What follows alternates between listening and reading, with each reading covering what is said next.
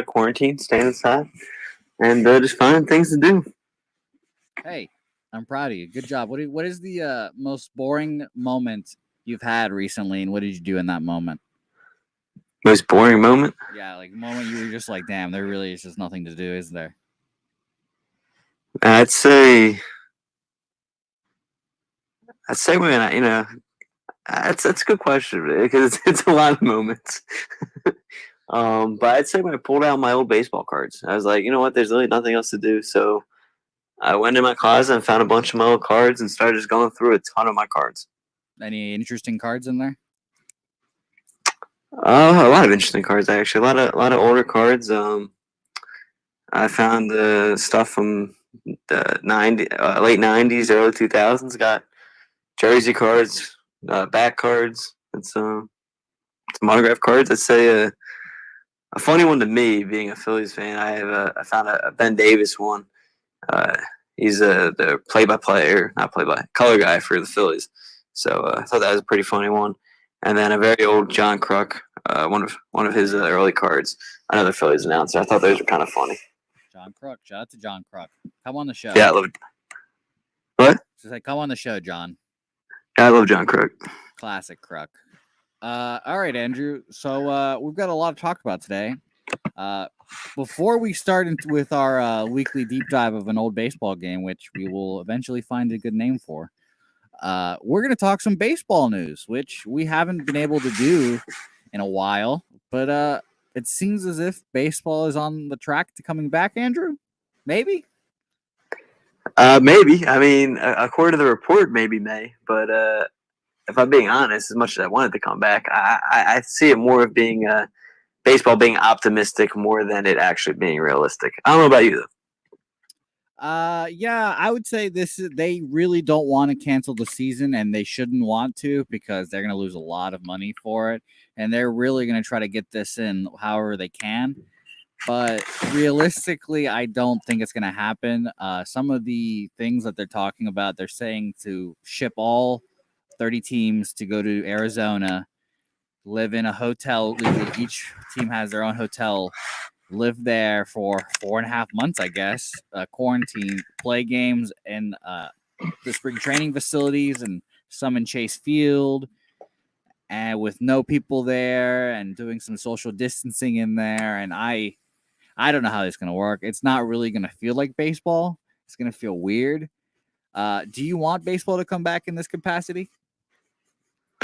Honestly, I mean, you know me. I need sports back eventually. But with what I saw and read today, I would rather them just wait. On full honesty, I'd rather rather than wait for them to at least come back with at least some fans. Maybe not a full crowd yet, but at least some fans. And I just don't like a lot of the rules they're possibly going to implement if this does go through. Um, and I think it'd be hard for them to throw everyone down in Arizona. Not even just. I mean, all that space you got to fill up down there with just those players. I mean, because you got 30 teams and 25 on each team, or 26 on each team at least, plus the coaches. So you're gonna be looking at about 900 guys just in that area of where their stadiums are being played. And I mean, you're gonna ask them to be away from their families for what, like 4 to 5 months. I think that's just not the right thing to do on baseball's part. Yeah, I think I'm with you. I would rather not see baseball come back, honestly, right now. It felt weird when we played that game in Baltimore, when there was riots and protests down there. That was weird, and that was in their stadium. Now we're gonna be playing on spring training facilities. We're gonna ask players to stay away from their families for 4.5 months. I just don't think it's realistic, to be honest. Again, I would love to see it happen. I would definitely watch it, but I just don't. I don't think it's feasible. I don't think it's going to happen. And honestly, we don't know what's going to happen month to month now. So there's no. I don't think there's a real point in trying to predict or try to say like baseball's going to come back in May, because who knows what the hell's going to happen in May. Yeah, and that's the other thing. Like, I mean, I guess that they're doing their job though. I mean, they have to pick out a plan, but like they're right now, we're under this until at least April 30th as of now. So I guess May 1st they'll all go down there and you figure what they need at least 3 weeks. My guess of Yeah, spring training 2 to 3 kind of to weeks. 2 to get 3 weeks back is into the it. saying. So you'll be looking at the first game probably at the end of May. So probably about Memorial Day weekend around there. I think that if say like July 1st is what I've heard people saying. July 1st is like the drop dead date, or is if there's not games at least started or some kind of baseball activity started July 1st. I don't know how they'll be able to get a season in because they can't play in the winter. That's not possible for baseball. And if you try to go into the fall with baseball and basketball, that's just going to be a recipe for disaster. Well, the thing they could do in the winter is they would go to neutral locations for that. I heard maybe playing in one of the LA stadiums for the World Series, a neutral World Series this year, which obviously Dodgers have one of the best teams. So a neutral World Series would be cool, but like I don't want it to be under like these circumstances. Like I wouldn't mind. There's not like a Super Bowl for like baseball fans. Like the All-Star game's kind of more for the home team. If there was like a neutral World Series where just all baseball fans could converge in like one big baseball convention kind of thing, that'd be sweet. But I don't know. Well, let me ask you this: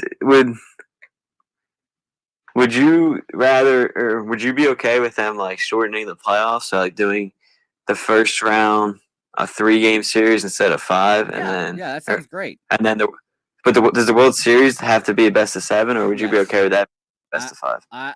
3, 5, 7 is what I would want to do in the shortened season playoffs. Okay, yeah, I'd be okay with that. And I think it's crazy that people are still trying to play 162 games and with double headers, 2 7-inning double headers. That's insane. Yeah, what are your thoughts on that? About they went to 7 innings? I think I'd rather crazy. just a shortened 9-inning, like shortened games or shortened season with all 9-inning games rather than I a would bunch of rather 7-inning games. play like 75 to 85 games of 9 innings and try to fit 162 or 130 games of 7-inning doubleheaders. Like players hate playing doubleheaders. No one wants to watch that. Like just give us the 9 innings. Just give us a smaller schedule. Test out. Maybe this is the opportunity for baseball to realize that 162 games just isn't it.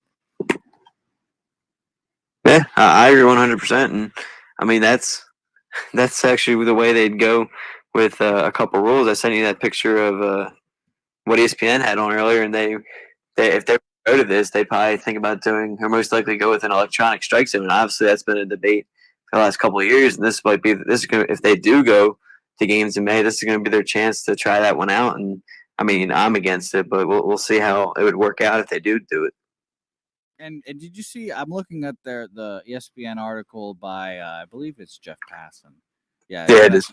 Shout out to Jeff Passan. They're saying that players will be sitting in the empty stadium 6 feet away from each other instead of being in the dugout. Like, we're just going to have, instead of fans, we're just going to have like a couple of players littered throughout the stands. Like, what are we doing? Yeah, me and a couple buddies in my other group chat were talking about, and someone said, imagine when a team pitch hits, like in the National League or even in interleague play. Run away from the stands. What do you call the pitch hitter from the stands? Yeah, like, man, throw me out in the stands then. That would make me more interested. Throw fans out, like a couple fans in the stands, and you could do that. Do something. That's crazy. Like, what are, like, at this point, and I feel like people are going to say, like, oh, you don't even want the season to play because if the Red Sox have a better chance of signing Mookie Betts if he doesn't play for the Dodgers. That's true. But I mean, this is not it. This is not the it. We don't know what's going to happen in the months coming with this virus. And we're really going to expect these baseball players to go and be 4.5 months away from their families, spend that time away from their families. Like, and what if someone gets hurt? The doctors?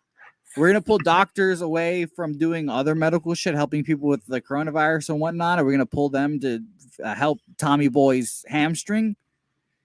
Yeah, exactly. Not only that, but like, what if one of the players still catches it? Yeah, and now you got, and then you're fucked.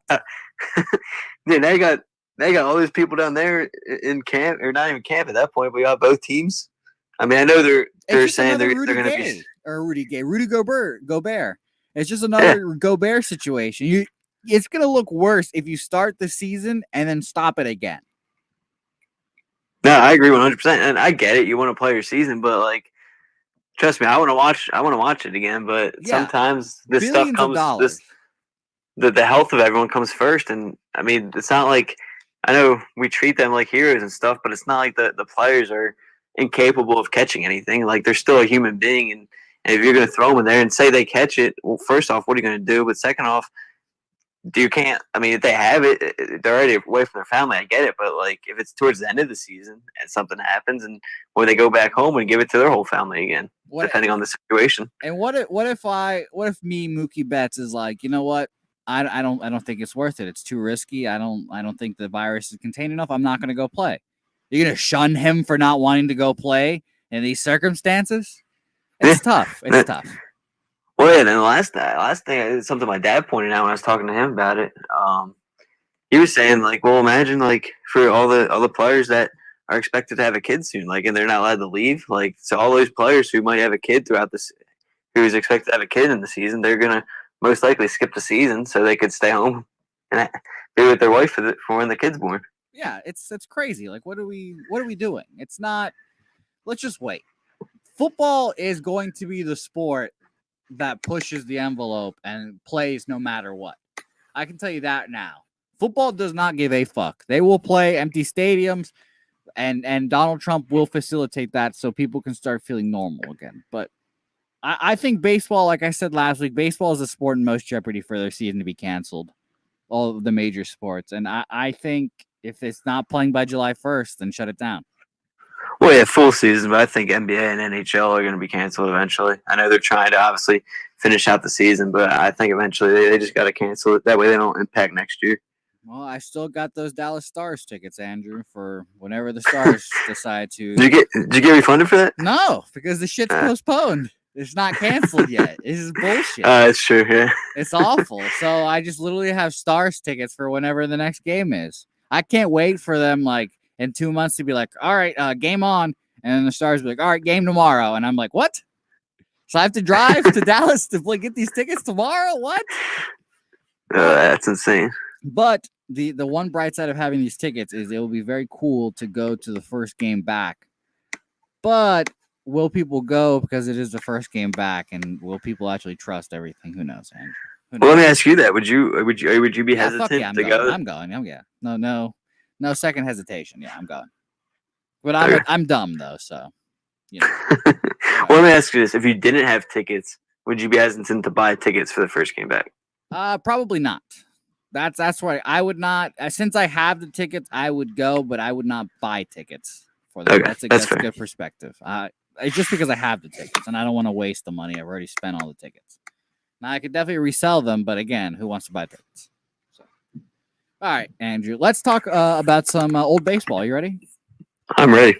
All right. So today, if you don't follow us on Twitter at Jose Buquet, at AJ_Santangelo at Pub Sports Radio, you will have noticed that we teased everyone. We are talking about 2018, the ALCS Game 4 of Red Sox Astros, which I've said contains the best catch in Red Sox history, and I will argue best catch in playoff history.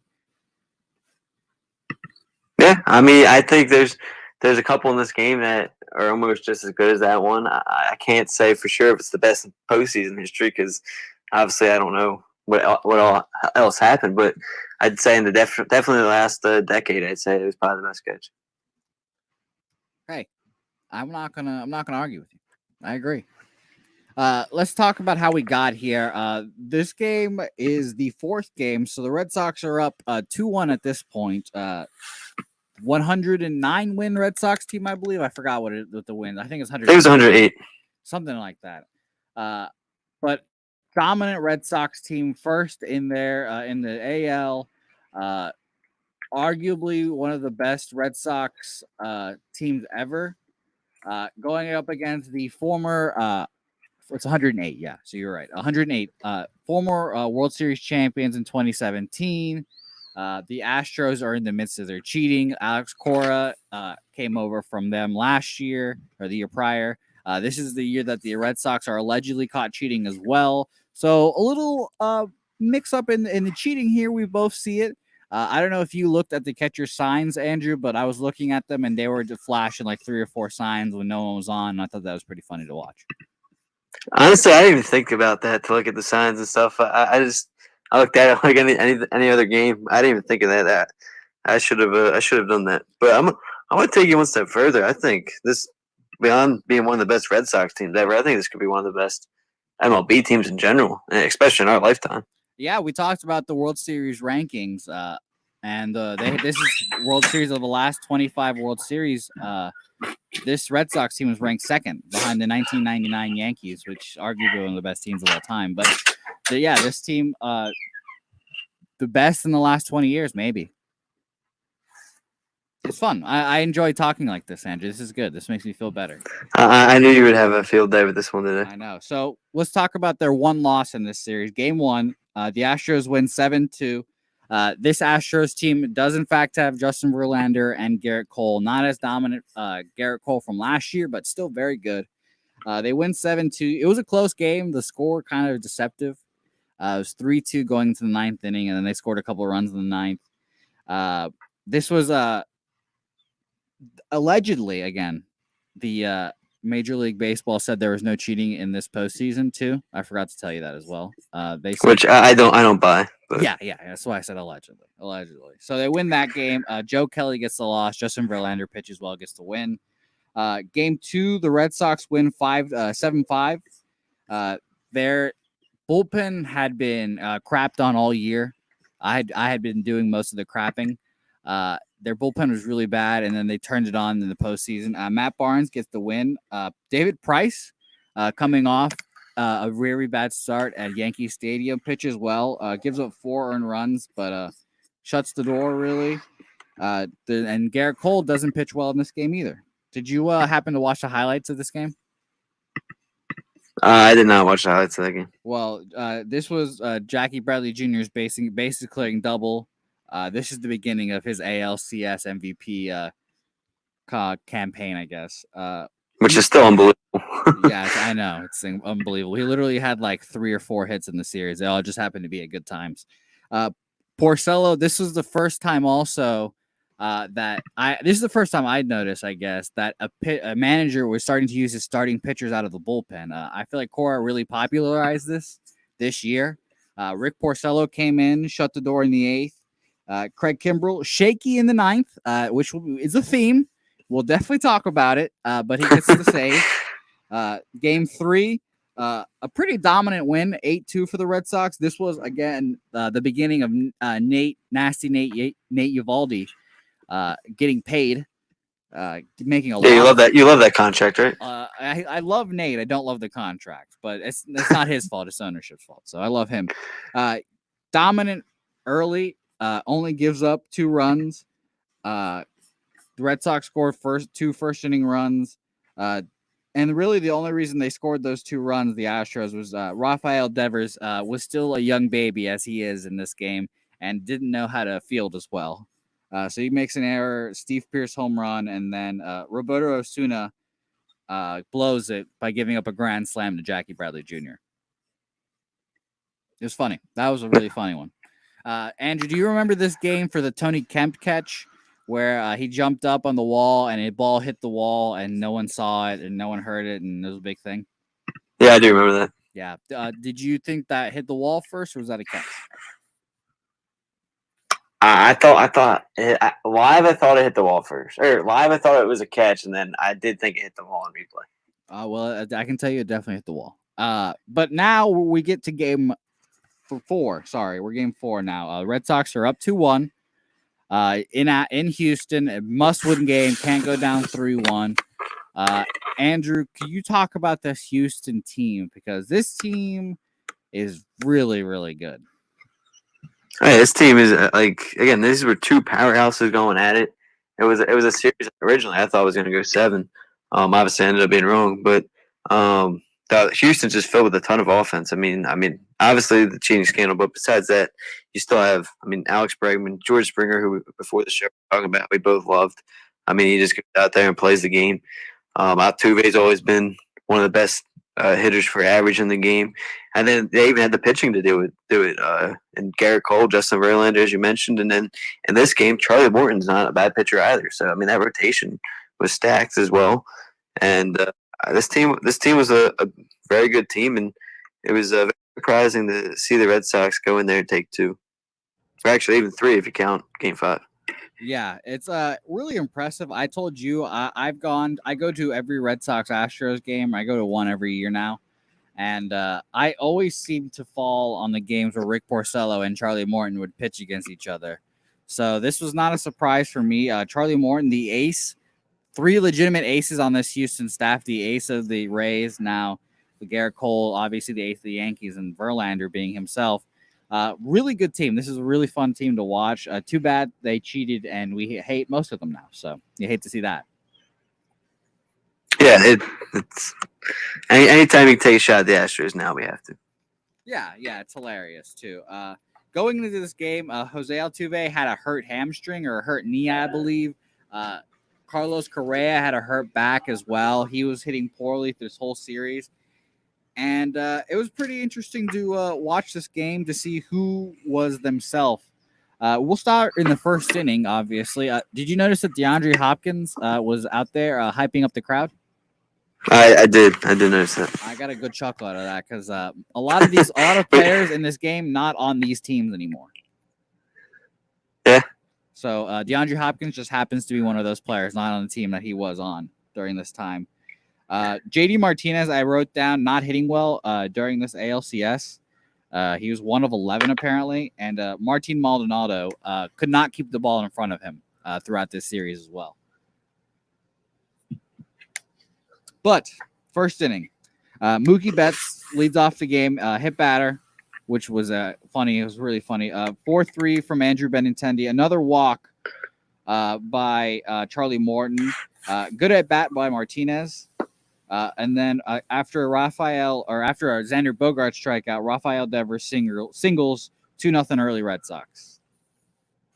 Which I mean, 1 run probably would have scored anyway, but the second run was big because of that wild pitch that happens before it, as you just mentioned, as he struggled all series blocking balls in the series.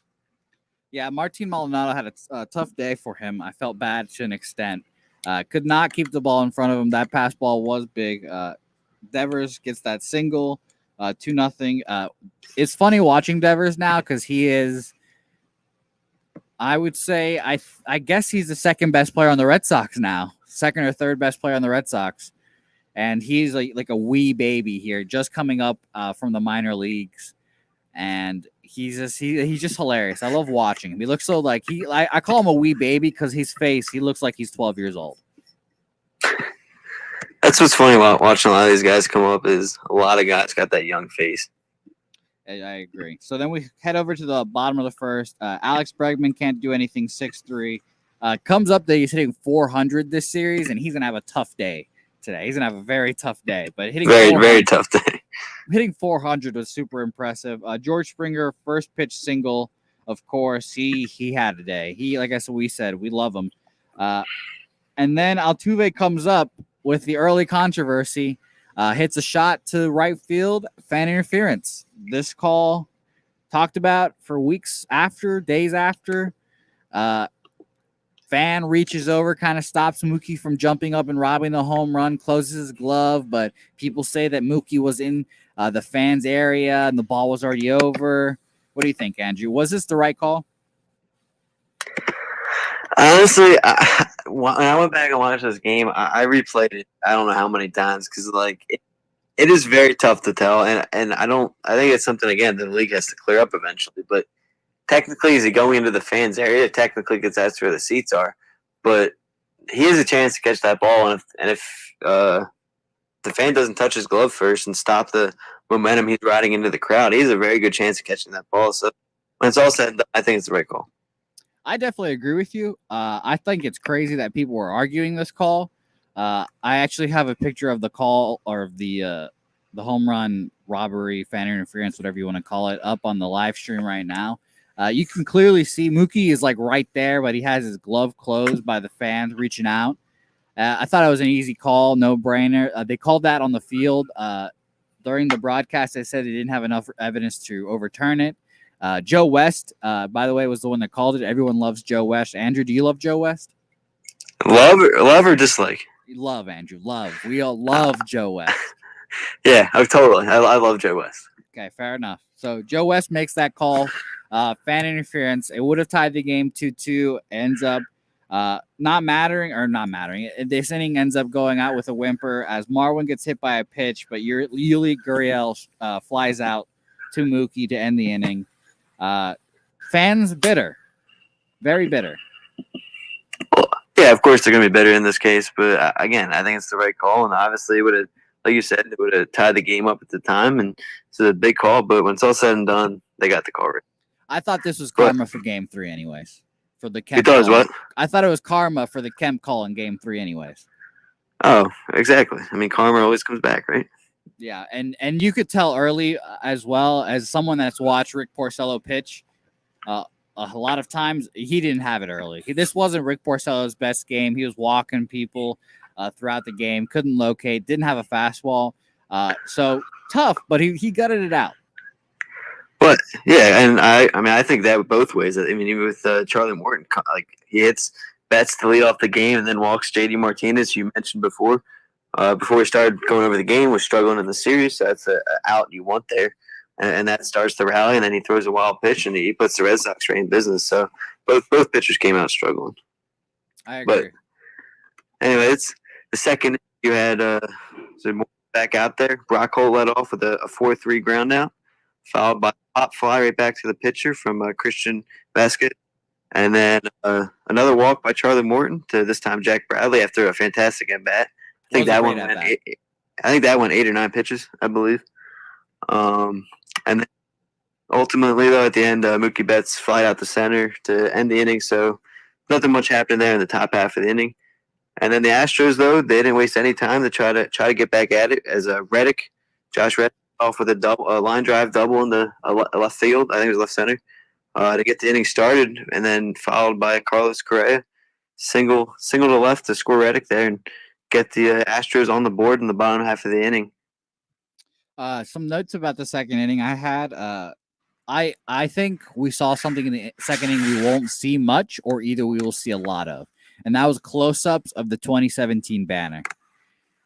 That they gave up a nice close-up, gave a little focus, get the banner in there. I don't know if we will be seeing many close-ups of that banner anymore. Are you talking about like future games? In future games, yeah, for the 2017 World Series championship banner. I honestly think when baseball first comes back, it's gonna be such a hot topic. I think a lot of their nationally broadcast games, I think they're gonna show it a lot. So you're gonna go the other way. We'll see it a lot more now. I don't think it's gonna be necessarily like a good showing though. Like I think they'll show it and like mention everything that happened. So it's not gonna be like, oh, these guys won in 2017. Let's show off the banner. It's gonna be more of making fun of them, or not? Yeah, making fun of them.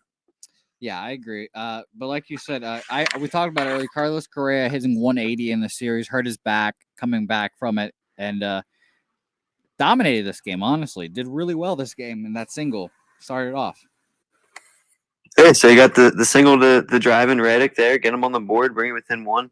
But ultimately, after that, Porcello settled down and they got the next three guys out, and Martin Maldonado popped out on a bunt, which I thought was a interesting call there. I know he's not the best hitter, but I don't know if that's a spot. He's not the best bunter either. Yeah, and that's a spot.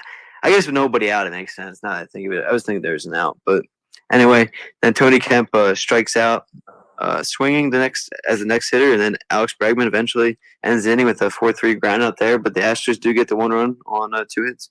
That is 0 for 2 for Bregman if you guys are counting at home so far. Third inning, more action. This game had a lot of action throughout the game, which was nice. Constant action. Andrew Benintendi scorches a ball inches away from a home run double. After JD Martinez strikeout with a full count, which was another good at bat, by the way. Double from Xander Bogaerts to bring in Benintendi. Another pass ball brings him to third, by the way. So it's another pass ball from Maldonado. But Xander double. The leader of the Red Sox gets them up 3-1. After that, a strikeout and a 5-3 from Devers and Pierce ends the inning, cushioning the lead though. But Andrew, guess what? That lead did not last long. What? Go ahead. Sorry to interrupt. Real quick, I think a big thing to note in that third inning, though, after that Xander double, they pulled Charlie Morton. So very quick outing there. Yes. Charlie Morton gets pulled. I forgot to mention that. Here's a game I'd like to play, Andrew, now for all these pitching changes. Too late, too soon, or just right? Was AJ Hinch's pulling of Charlie Morton too late, too soon, or just right? I'm honestly gonna say it's a little soon for me. I think I get it. I think he's treating it as a must-win game, obviously, and being down 2-1. But I think in that case, I'm gonna. I know we didn't have his best stuff, but I'm gonna try to leave him out there a little longer. But hey, in the end, they did what they. I actually will agree with you, Andrew. I think he pulled him out too soon. I didn't think he was pitching that badly. I just thought the Red Sox were getting hits off of him. But I thought he was pitching pretty decently, and I thought he should have stayed out there a little longer. But Josh James does come in and makes quick work. Like I said, that lead would not last long. George Springer hits a classic Springer dinger, 3-2, which lead Jose Altuve to come up doubles. And then after 2 outs, Josh Reddick singles in Altuve to tie the game at 3-3. Yeah, this was another fun, exciting inning. I think that's what this game brought, was a lot of energy. And it was like there was never really too much of a dull kind of sequence in this game. It was always a high upbeat game, and I think that's just what these two teams brought, with both being over 100 win teams in the season. But and I think that's the fun in the, neither team can be counted out because of how good these lineups were from the first hitter to the ninth hitter. So I think this inning really showed that too, with how quick the response was. Yeah, they did not waste time. I also made a note. Everyone throws 100, and that's crazy. Because I was like, man, Josh James just came in here just blowing easy 100. Easy. Just throwing it easy. And I also wrote that Bregman's defense is crazy, and that stands. Bregman, if not the best defensive third baseman in MLB, he is one of the top 3. Yeah. But so then in the fourth inning, Josh James continued to kind of breeze through the Red Sox lineup, and at this point of his time in, as gets Brock Holt to ground out to first unassisted, and then Christian Vasquez comes up and strikes him out there, and then again Jackie Bradley Jr. with another great at bat. This time seven pitches and he works a walk. But then the top half of the inning ends with Bradley getting caught stealing. What are your thoughts there, going with the 2 outs there and Betts batting? To me, I get it, Bradley's fast, but I'd rather kind of just let one of your best hitters kind of be up there with a guy on base trying to bring him in. I was fine with it because even if he does get caught out, you do have Betts back up there to lead off the inning. And if he does get there, Betts has a man on scoring position. So, That's fair. A single with Betts on, or with Bradley on first, won't score him there. So, might as well test him. Why not? Yeah, that's a good point. Go ahead. I was going to mention real fast that this year was the prime year for Red Sox pitching weaknesses, and this is what I mean by that is each of their starters had a team they just were terrible against, and I just knew from like the first inning on that they were going to get crushed. Like, for example, Chris Sale, horrible against the Astros. Horrible. Just he could never get the Astros out. I don't know what it was, but they always just saw the ball well, and they just teed off on him. David Price couldn't pitch against the Yankees. There's a whole thing Yankees fans always chirp him about not pitching well, and he proved it in the playoffs. One and a 2/3 innings with like 3 earned runs. Not going to happen. Rick Porcello's is the Astros. Rich Porcello does not normally pitch well against the Astros. I've seen him pitch well once against them, but he's not really great against the Astros, and it kind of showed today. He did go 4 innings, which was what they needed out of him, but not great. Gives up a Tony Kemp home run, as I'm going to spoil the 4th inning for people, but It's fine. They made it, and it's very interesting to see these pitchers not being able to pitch against these certain teams. Yeah, I mean, some of these guys, some teams have their number, and obviously, as you mentioned, that this is one of them. And I mean, even the greatest pitchers have some of that problem, whether it's against a team or whether it's in a certain stadium or in like the heat or something like that. And some places or teams just get the guys and it gets in their head and kind of messes with them. Agreed.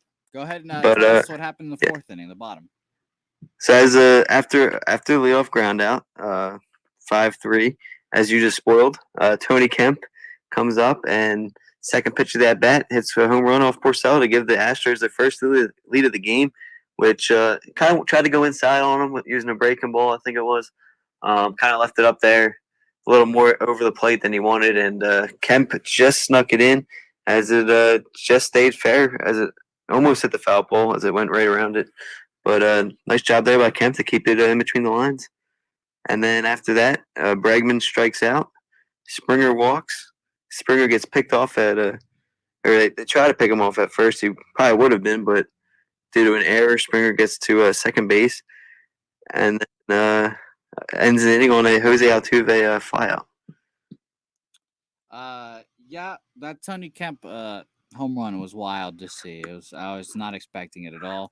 I don't know if we said this on air, but Mookie Betts was supposed to go to Vanderbilt, but Tony Kemp was already there, and Mookie Betts didn't believe that he could play over Tony Kemp. They play a travel ball together, and instead Mookie went to Tennessee. So Poor Vanderbilt.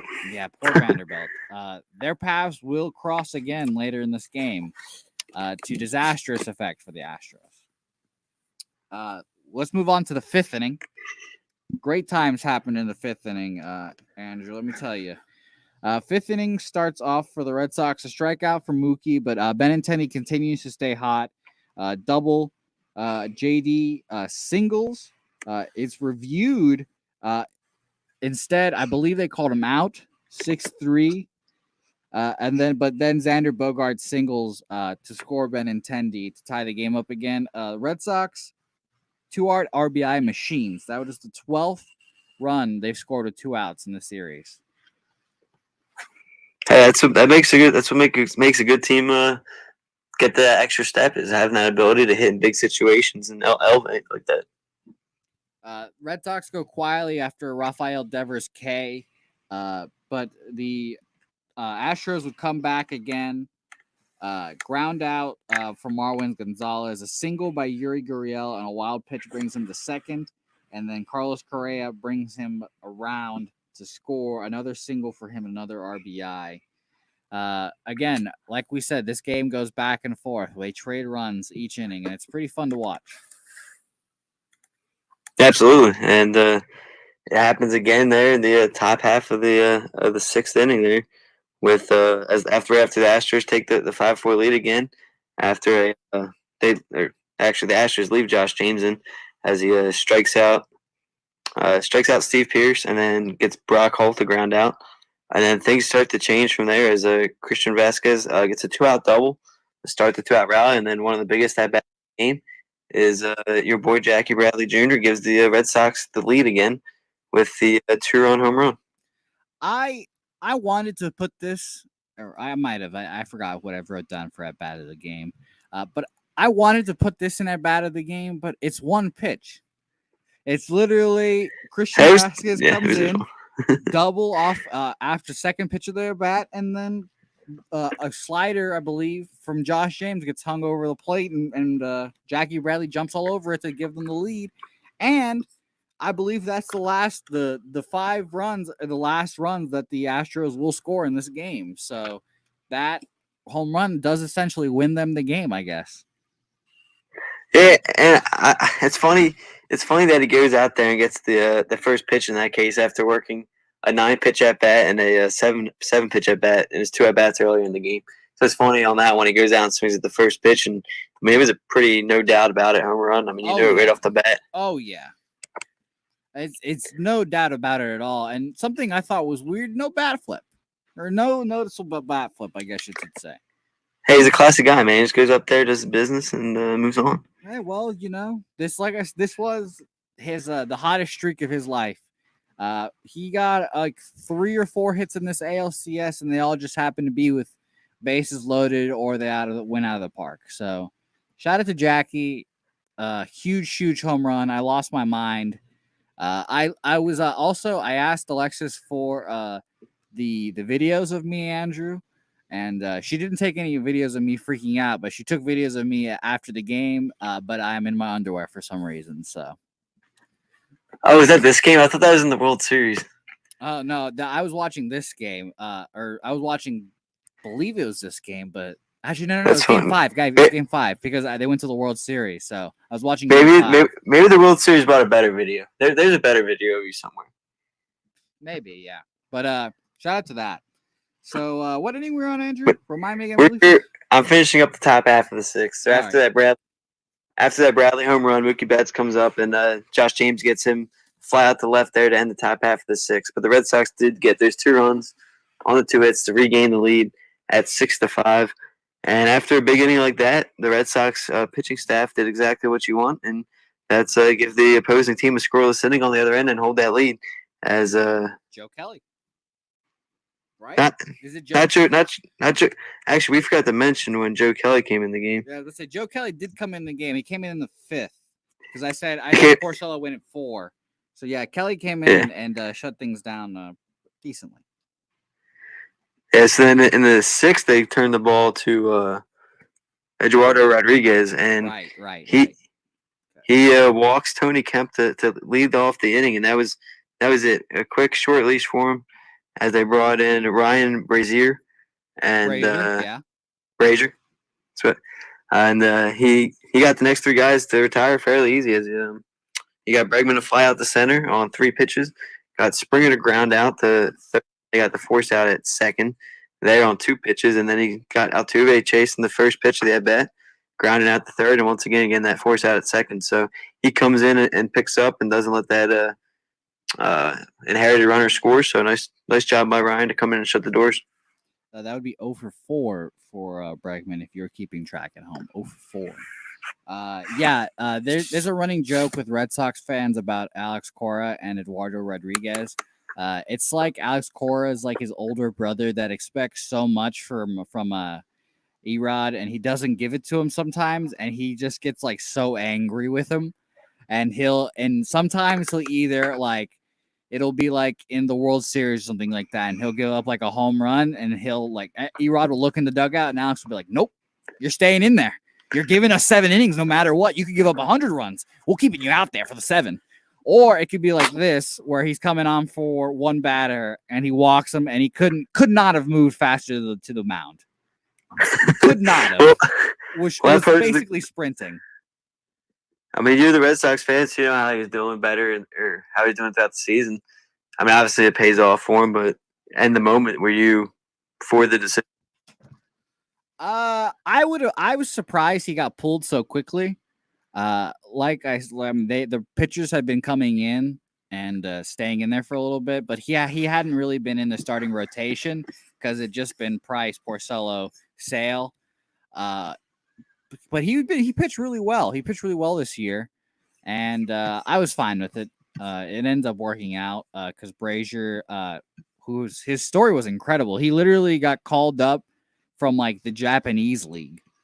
And like the Red Sox called him mid-season, and after a shitty first outing, he came in, shut the door. Was arguably the Red Sox best middle reliever this whole postseason run. So, and he looks insane. He looks like a psychopath. So, Well, those stories are always the best stories when they come out of nowhere. I agree with you. All right, on to the 7th. Correct, Andrew? Correct.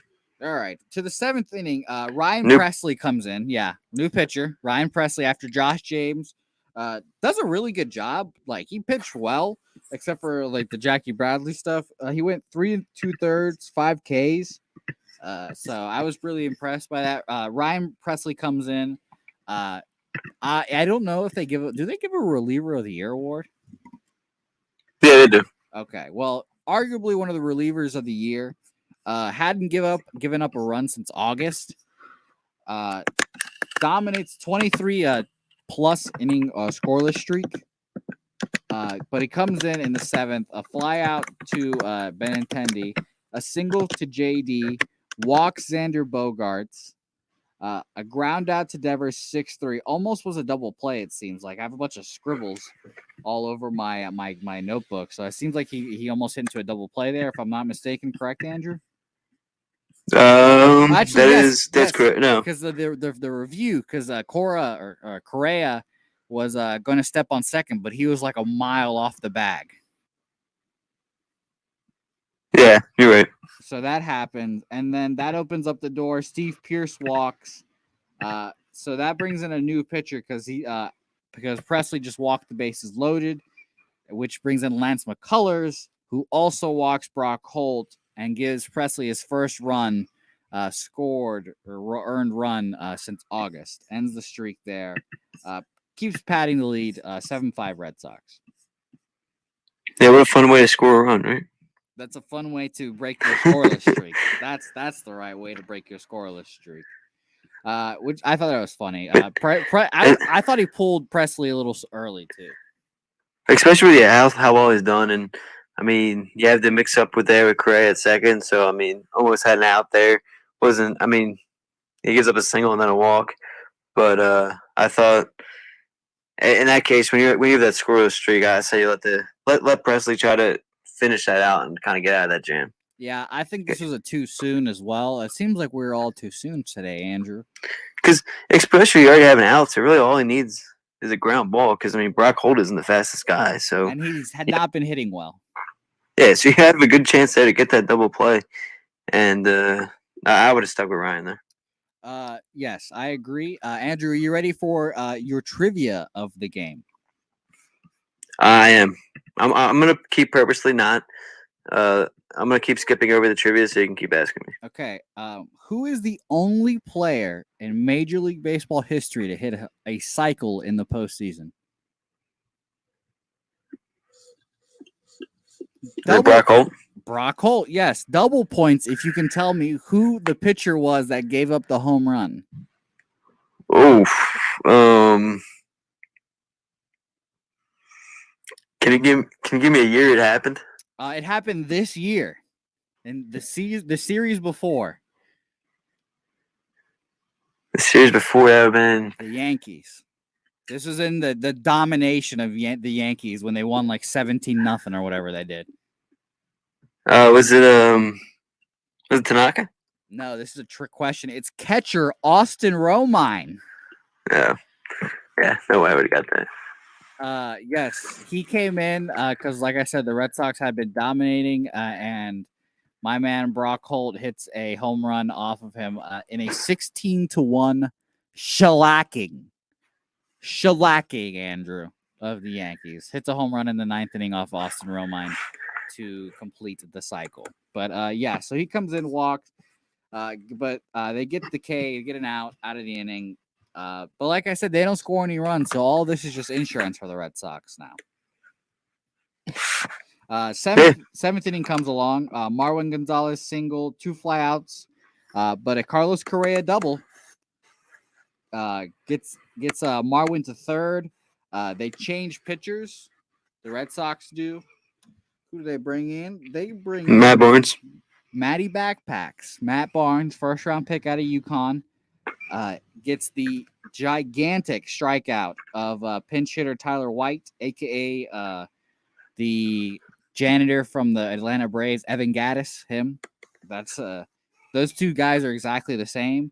He gets a huge strikeout of him, ends the inning.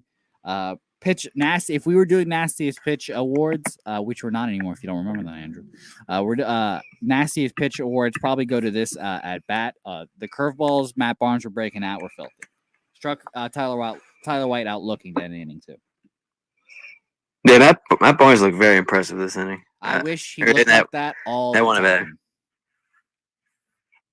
What was that? I wish he looked like that all the time, Andrew. Is that not the case? It is not the case. It is not the case at all. There's many times where he simply cannot throw a strike. It's just out of his control sometimes. It's tough. Tell us about the 8th inning, please, Andrew. So first we have Brian McCann replaces Tyler White in the inning to play catcher and bat eighth. But they're gonna Astros stick with Lance McCullers as he gets Jackie Bradley Jr. to fly out to center to start the inning, and then Mookie Betts gets things started for the Red Sox with a 1-out single, followed up by an Andrew Benintendi fly ball to left, so 2 outs now. Another wild pitch for Astros pitching in this game, as that seems to be a big theme of theirs. And it's not even Maldonado, so we can't blame him. Exactly. This time it's Brian McCann, the longtime veteran. So that happens, and gets Betts to second there. And what does that ultimately lead to? Another single and another run for the Red Sox. This time by the struggling with 2 outs too. Another 2-out RBI. That is true. Another 2-out RBI. This time from the struggling JD Martinez. So a big play there for him. And but again, another wild pitch leads to that run. So I think that's 3 runs I counted for now. Where if you don't have that wild pitch, you can almost take at least 2, I think 3 runs away from the Red Sox. But then the inning ends there on a Bogarts ground out to end the inning. But the Red Sox again get that run, so they take an 8-5 lead going into the bottom half of the eighth. Any other thoughts on the top half? I don't really have any. Shout out to JD Martinez for contributing. He didn't do much contributing in the World Series. Neither did Mookie Betts. So it's nice to see them both contribute in this fashion. Okay. And then in the bottom half of the eighth, the Red Sox decide to turn to the veteran closer for a 2-inning save here. I don't know if you like that or if you don't like that. I definitely was not a fan of this. Let me tell you this now. I'm not a fan. Underline that. You'll find out. You'll find out very shortly why he's not a fan of that. With in the bottom of the eighth, Kim starts it off with a single. Then Kimbrel keeps the Astros rally going. Do you remember what happened with that Kemp single? That's the Mookie out. Do you remember what happened? Wait, say again? Yeah, that's the Mookie out for Tony Kemp. He gets the single, but he gets caught going to second there, like a dummy. It is. I haven't wrote that down. I just couldn't read my handwriting. Attaboy. Yep. There you go. Yeah, so Tony Kemp. Yeah, I literally wrote Kemp out at second, right field to shortstop. Tough. Really, really tough. Like we said, they're friends from travel. Tony Kemp hits a ball down the right field line. And again, arguably in the best defensive play in this game, when I said earlier that the best catch in playoff history might be in this, Mookie turns around, guns, fires, throws him out at second base. Incredible throw. So good.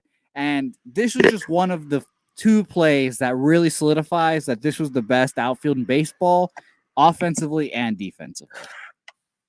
Well, yeah, and for those who don't know, when Kemp hits that ball, he hits that basically right down the line too, like right at that part where it goes from grass to dirt before the white line. So it was definitely a long run for Betts, and with Kemp's speed, Betts probably knew he was going to try to, especially with how much you said they've already played together. So I'm sure they know each other's game there. And again, it was a very well hit ball by Kemp almost down the line, but nice job by Betts to cut it off. And then, like you said, a fantastic throw. Yeah, exactly. Oh, by the way, in the 7th inning, there was a fuck fly out by Josh Reddick. He yelled "fuck" very loud after he flied out in the 7th inning for his bat. And also, I love how you always point those out. Yes, we have to. Also, Steve Pearce almost died in the 7th inning. I forgot to mention that too. Do you remember him going over the railing and scorpioning and almost dying? And the Astros dug out, and not one soul decided to come help him. I did notice that. Okay, so moving on. Yeah, keep going onto the 8th inning. So the next batter is Alex Bregman, and Kimbrel hits him. Unfortunately, he was really going for the 0 for 5. Really going for the 0 for 5 there, right there. Because you don't like Bregman, right? I don't. He's a dick. So, I mean, getting hits almost just as good as now. Yeah, sure. Remember, this is, again, Tony Kemp should be on second base right now. So there should be 2 guys on, but Bregman gets hit. Bregman gets hit, and then that's going to lead to a George Springer, again, love George Springer, but a George Springer double down the right field line brings Bregman to third, and obviously Springer to second. But like you said, if Kemp's on first or if Kemp's on second, then it's obviously a run. and the Astros would have been in really good business there. But instead, there's an out, and it's going to be second and third, which leads to the next hitter in Jose Altuve, one of the better hitters in this lineup. But he gets the RBI, but ultimately doesn't get what the Astros would have liked as he grounds out the short there. But again, with the Red Sox holding the 3-run lead, they're able to trade that run there for the second out of the inning, so make it an 8-6 game there on the ground out. Bregman scores. Springer does steal third there, which ends up stealing third, which again I thought is an interesting move there, a spot to run, just because with how hard Kimbrel can throw, and you don't want to make that last out third. But they didn't even try to throw him out either.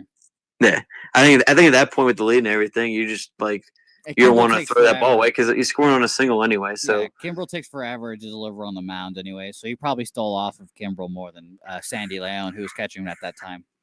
Yeah, and then ultimately Kimbrel wins the inning by striking out Marlon Gonzalez and keeping it at an 8-6 game. Yeah, I've been saying this whole time. Oh yeah, they don't score any more runs. I forgot the game ended 8-6, not 8-5. But yeah, that's the last run they score. Manufactured. Craig Kimbrel. Here's a fun fact about Craig Kimbrel, Andrew. Up until this point, he had given up a run in every single outing in the postseason so far. Well, good. So, glad he could keep that. Glad he could keep that trend going in this game. Yeah, exactly. That's how good the Red Sox were. If they had a decent closer, they would have just swept everyone in the playoffs. But he gives up. That's why they need to run support for every game. So thankfully, they gave him enough runs. He gives up that run. We move on to the ninth. It's fine. Mm-hmm. It's great. By the way, throughout this whole eighth inning, because Alex Cora knows how bad Craig Kimbrel has been pitching, David Price warming up in the bullpen the entire time. And throughout the whole time he's warming up, the announcer like, man, if he's even warming up, he's not going to pitch game 4 or 5. He's out for game 5. He starts game 5. Well, it also would have been funny to see them bring in Price in that situation, coming off what we talked about last week's game with how bad Price is in the postseason. Yeah, and everything about bringing him in this big time situation. See, so if it wasn't the Yankees, so I would have had faith. I many points at this inning, I wanted Price in the game. I guess thankfully he didn't come in, but it's whew. It gets. Yeah, I was sweating.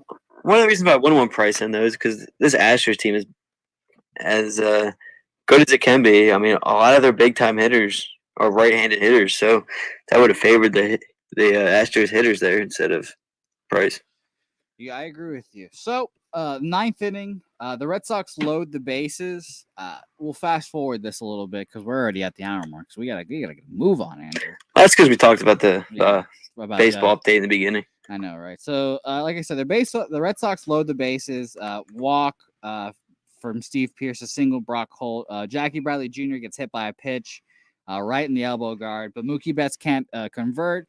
Let me tell you right now, in the moment, Andrew, I was like, oh my God, Mookie, come on. You were the MVP and you were bases loaded. You can't give me one run there. And that's happened to me many times with Mookie Betts. He's in person last year. Bases were loaded and he couldn't bring home any runs either. So that happened. But I will, in his defense, it was a pretty good hit ball. Just a great catch there. What you said might be a better catch than the Benintendi catch, which we're about to talk about. Josh Reddick does make a diving play to keep this game close for the Astros. If it wasn't for that catch, it would have been 3 runs, probably game over. See you tomorrow. If not, it could have been inside the park with how fast Betts is. Yes, for sure. But yeah, Josh Reddick makes a great play. Shout out to the former Red Sox. Brings up the Astros for the pivotal 9th inning. So they're down 8-6 going into this 9th inning. So let's break it down, Andrew. Kimbrel back out, which surprised me after struggling in the 8th. I thought Price was coming in the 9th. Gary Gurriel flies out. Okay. Then he walks Reddick and then walks Correa. At this point here, Andrew, I'm out. I'm already at take him out. What are you thinking here? I'm agreeing with you because if you look at who I just talked about their better hitters being righties. Well, if you look up who was coming up next, you have a lefty in Brian McCann and a lefty in Tony Kemp. So I would have went with Price there. Yeah, at this point, it's like, oh God, just take him out. Correa stays with us, or Correa. I'm getting them mixed up. I'm looking at Alex Cora, or freaking Carlos Correa. I'm looking at him right now as we're doing the show. But at that point, he leaves him in. McCann flies out, 2 outs. I'm sweating at this point. Tony Kemp comes up, already hit a home run this game, walks. So now we're at the pivotal at bat. Probably the at bat of the game, but again, it's one pitch. So that Kimbrel walk brings up Bregman, hitting 400, second in the MVP probably with Mookie Betts at this point. Would you agree? Second or third, depending on what Trout did. I think he was hurt this year, so. Yeah, I agree with that.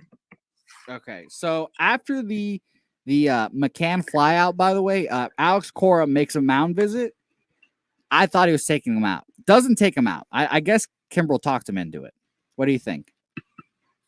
I mean, at that point, you're stuck with him this long, and I don't want Price coming in to face a lefty and Bregman. So, in that case, once you already left him in, I agree with the decision to just stick with Kimbrel. And the part, so back to the Kemp at bat, when Kemp gets that fourth ball to walk, Kimbrel throws it and immediately turns around and stares at the sky. I was like, oh no. I was like, his confidence is gone. He can't throw a fastball for a strike. What are we going to do? Alex Bregman decides to throw the Red Sox a gift. Swings at the first pitch, a 97-mile-per-hour fastball. And Andrew Benintendi makes the best catch in Red Sox postseason history. Like I said, diving play, inches off the ground, saves a run, saves the game.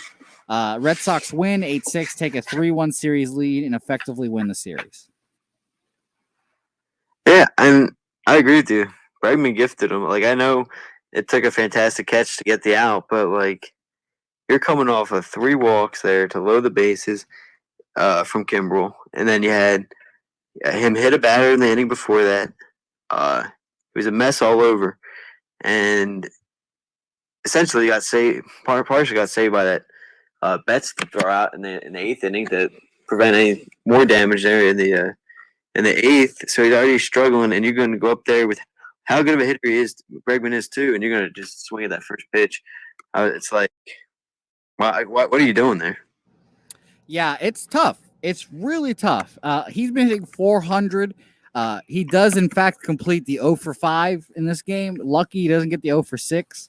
0 for 5 this game after hitting 400. Can't come up in the big moments. Swings at that first pitch for some odd reason.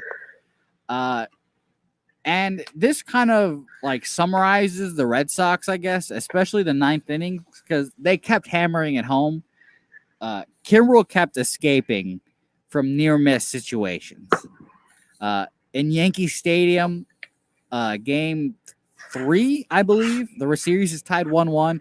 Gary Sanchez hits a ball that was inches away from being a grand slam. Catches it at the wall. Red Sox win that game. In this same series, like I said, in game 2, Bregman hits a ball that is on the warning track of the Green Monster off of Kimbrel. And now this one, his third just near escape, a diving play from Benintendi, the best playoff catch in history. Mookie Betts hosing Tony Kemp out of second. He needs everything to go in his favor, but he gets the save and gets the win. Or he doesn't get the win. Gets the save and gets the Red Sox the win. Insane. I'm still shocked how close the catch was to hitting the ground, by the way. Oh, I mean, that's what makes it that much better is how much – I really like one of those, diving catches where, could he have just, like, shoestringed it or whatnot? But no, he dove after that one, how close it was to the ground. He fully had to find a way to get underneath it, and he did. He did it with perfection. It was insane. I still can't believe it happened. This was my favorite game of the postseason, I think. This is my second favorite. One of the World Series games is obviously my favorite. I can't remember which game. They all kind of run in together, but this is when I knew they were going to win the World Series. This is when I knew they were going to win the ALCS. And I love Andrew Benintendi. I think that's all I have to say about it. Yeah. Do you have any final thoughts about the 9th inning? Good. I mean, just Kimbrel.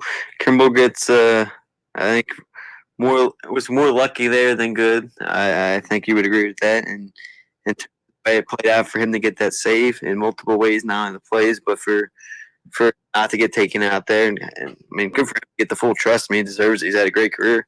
But yeah, again, kind of out there in that situation.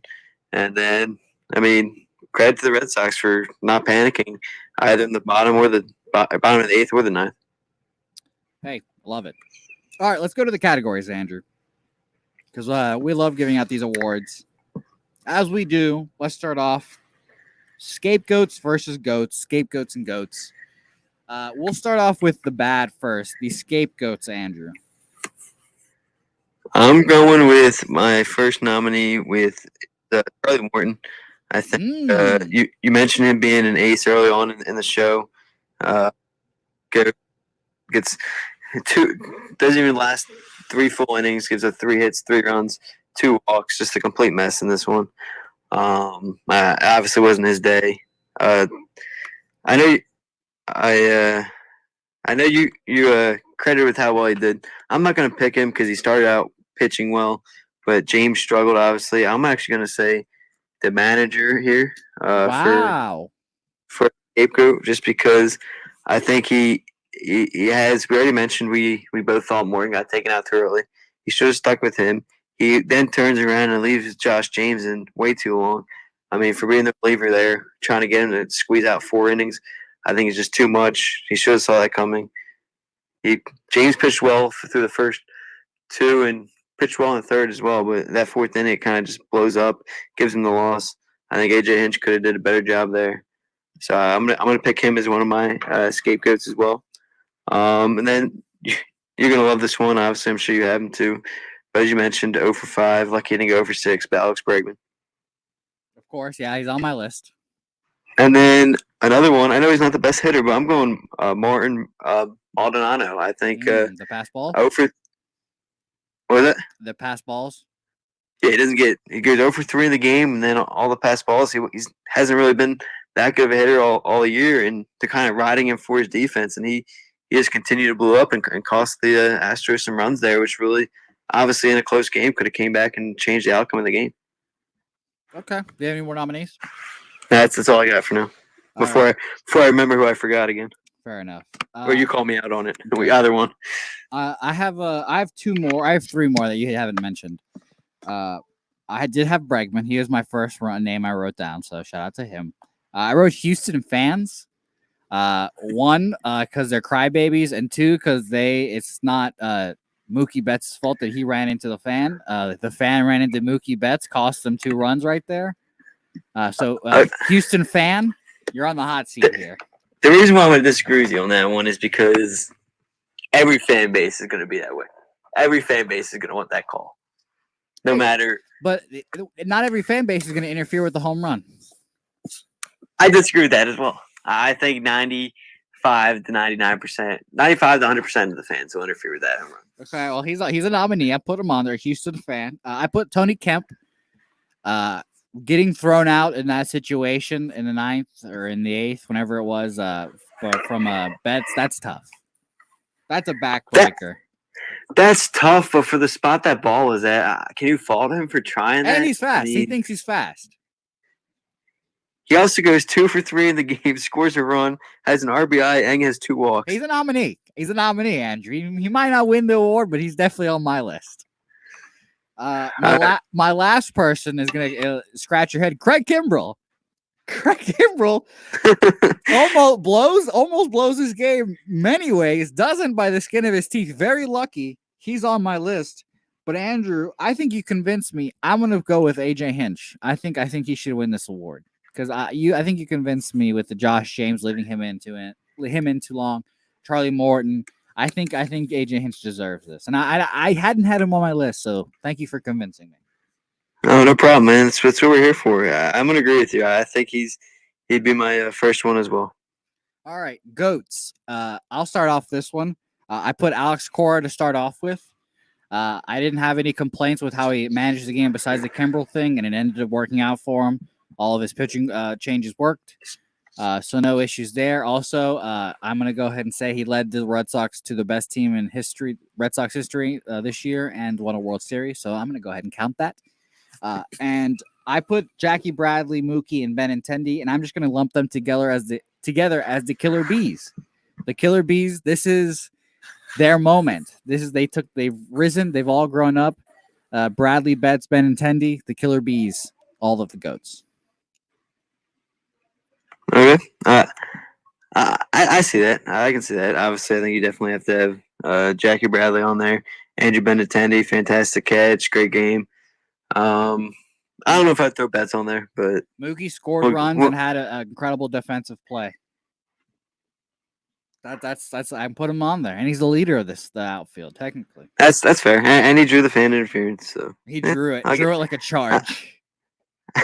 Exactly. Yeah, I'll give it to him. I'll give you that one. Is that all you got? Is that it? I think we should go with the Killer Bees as a group. I can't give it to one of them. Jackie did win ALCS MVP, but I think if one of these guys is different in this game, let's say if it's JD Martinez out there playing outfield, I think they lose this game. Yeah. Okay. I'll give it to you. I'll give it to you. Thank you. We'll let Jackie Bradley hold his ALCS MVP, and I think Jackie's going to have an award later coming his way that he might not deserve, but he's won. Okay. Crowd rating, Andrew. I gave them a 5. Okay. Wait, real quick. Are you done with your goats? Yeah. Go ahead and tell me your goats if you have any more. I agree with yours. I didn't have Alex on there, but I agree with you. He didn't do anything, and he ended up making the right decision, leaving some of those guys in. So we'll give it to him. I know they end up losing, but I'd still give George Springer a spot. Tremendous series. Goes 3 for 4 in the game, a run, an RBI, and a walk, so he gets on base again. So I give him that sense. And then same with Carlos Correa, 3 for 4, 2 RBIs, kept him in that game. I think I'd add him there as well. All right, fair enough. Crowd rating? I'm gonna go 6. Okay, I gave them a 5. I docked them points for fan interference. Yeah, that's fair. I think I've seen better all around. So I'm just gonna say this: if you cost your team 2 runs, I'm gonna dock you points. I should have marked them down in the 2s with the Blue Jays fans, but I'm nice. Yeah. So what you're saying is throwing trash on there is worse than costing your team 2 runs. Yes, I am. Yeah, I am. I guess that's what I'm saying. Okay. Second to last award, the at bat of the game. Andrew, who are your nominees? There's a couple good ones. My winner is. It's funny. I want to just throw all Jackie Bradley's at bats together because he worked that 9 pitch at bat, that 7 pitch at bat, and without those, seeing all those different pitches, I don't think he swings at that first pitch. But I'm gonna give it, even though it's 1 pitch, I'm gonna say that's the at bat of the game just because it gives them the lead. They never lose that lead from there on. It was back and forth before that. I think that was the one that really carried the momentum there. I had 2 nominees. I had Jackie Bradley's home run, and I had Alex Bregman 9th inning, I guess, thing with him blowing it. I guess I don't know if I want to say blowing it, but I had his at bat. I'm gonna go with Jackie as well. It does give them the lead that they won't relinquish. It wins him the ALCS MVP, basically. So I'll go with Jackie as well. Yeah, I just think, again, without those first 2 at bats, I don't think he swings at the first pitch. So can we throw all 3 of them together? Okay, fine. This is our show. We'll do whatever we want. Jackie Bradley, all of Jackie Bradley Jr.'s at bat, including the one he got hit. I think,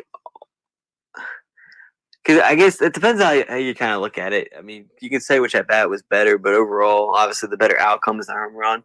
But that's why I just think he sees 16 pitches in the 2 at bats before that. It was just such a good game by Jackie Bradley. I agree. So we'll put all of them on there. Final award, the David Freese Memorial Career Apex, High Point, whatever you want to call it, the David Freese Award, as we like to call it.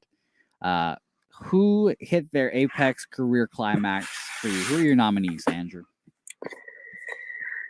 This is tough because there's a couple. I think obviously Jackie Bradley. I think he really hit his moment here. I mean, I know there's some other stuff that in the Red Sox organization. I know this offseason he's been linked to a couple trade rumors here and there, and has been for a little bit now. So I think this was really his apex Red Sox moment.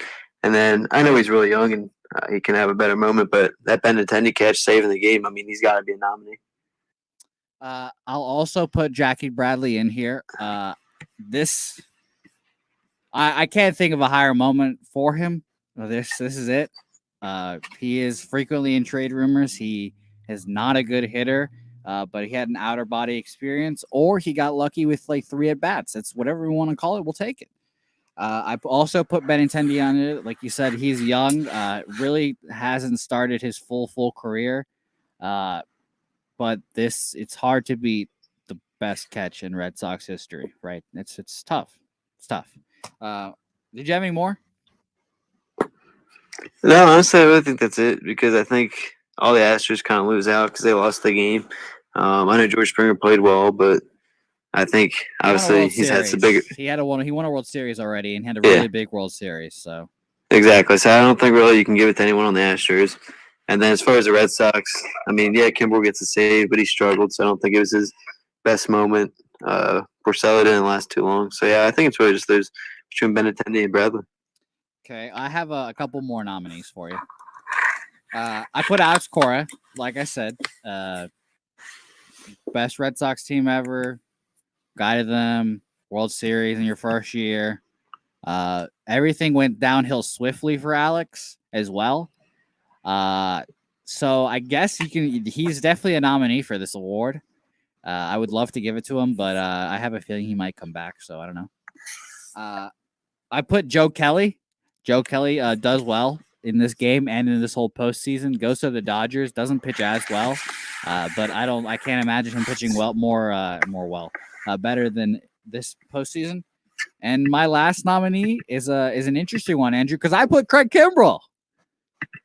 Really, Craig Kimbrel doesn't have a better moment, I guess. He does not pitch well, but he does get the save. That he gets the World Series ring. He doesn't close out the World Series, which kind of sucks for a closer, I guess. But he does get the save here. Doesn't pitch well, but does get it. So, who is your award winner, Andrew? I'm going with Jackie Bradley Jr. Interesting. See, I want to give it to Benintendi. I really do. Because that's because you love that man. I do. I love both of these guys. One more than other, but I guess I have to agree with you. The home runs are kind of tough to overcome. He doesn't make a defensive play in this game, but he is the best defensive outfielder. I truly believe that over Mike Trout. I guess Jackie Bradley Jr. wins this. I love how, Andrew, it's becoming a theme. Whoever wins the at-bat of the game usually wins the David Freese Award. You're right. It has been that. Hey, it's not our fault. Even when we did a Phillies game with Roy Halladay winning the at-bat of the game. He wins the at-bat of the game, too. Yes, of course. Why wouldn't he? That's funny. That's funny. That's the way it works out. Even the pitcher had the at-bat of the game. Hey, well, it's not our fault. Here's a quick stat I'll end you with, or I'll leave you with to end this, Andrew. The Killer Bees as a whole, 4 for 12, 5 runs, 2 RBIs with a home run and 2 walks. Okay, that's very solid numbers for that game. 5 runs, almost outscoring the Astros as a whole together. Pretty good. I'm glad that we've chosen them as our goats, the Killer Bees as a whole. Do you have any final thoughts on this game, Andrew? Yeah, we're not really the game, but it was fun doing this game because I could sense how much you enjoyed it just through your voice. Well, Andrew, this is the good time in Red Sox history. I can't think of the negative ones now because if we're gonna think negatively for a second, half of this roster is gone. Half of this roster is gone now. So let's just look at. I'm gonna grab the starting lineup real fast. I can tell you off the top of my head. Obviously, Mookie Betts not on the team anymore. That really hurts. Rock Holt not on the team anymore. That hurts too. Let's see. Benintendi. Benintendi's still on the team, thankfully. JD Martinez. JD Martinez is on the team, but this is probably his last year on the team. It's tough. Xander Bogaerts. He's the captain. Rafael Devers is on there. He's our baby boy. Steve Pierce turned out to be hot garbage the next year. Christian Vasquez got an extension. Mitch Moreland does show up, and he is on the team. Sandy Leon isn't on the team anymore. On the pitcher side, Rick Porcello's not on the team anymore. Joe Kelly's not on the team anymore. Ryan Brazier's not on the team anymore. Craig Kimbrell's not on the team anymore. So Alex Cora's not the manager anymore. So yeah, a lot of players on this team not on the Red Sox anymore. So this is the best Red Sox team ever, and I'm really happy I got to watch them play. So I appreciate them, and hopefully Mookie Betts ends up back on the Red Sox. Okay, Andrew, humor me to end the show. Humor me, a percentage chance Mookie Betts ends up on the Red Sox again. I'll go. Humor me, Andrew. I'll go 20%. 20%. I'll take it. All right. Well, with that, Andrew, I appreciate you. A long show today. Shout out to the baseball news that extended our show, but usually these breakdowns do take an hour, so it makes sense. Yeah, no, fantastic. Can't wait for next week. Speaking of next week's, Andrew, do you know what we're talking about next week? Yeah, if we still want to stick with it, we're going to go with the... Oh, we're sticking with it, Andrew. We got a schedule. We're regimented. All right. We're going with the 2001 World Series. Game, was that Game 7, I think we said? I believe so. It is Game 7. The 9-11 Yankees versus Luis Gonzalez Diamondbacks. I'm excited to watch it, Andrew. We got to put some home run derbies in there, too. Oh, I'm down for that. I've been watching some of the ones they've been showing on the network. They're fun. Sweet. Well, Andrew, I'll talk to you guys next week. Stay safe out there. Wash your hands, and we'll see you guys next week.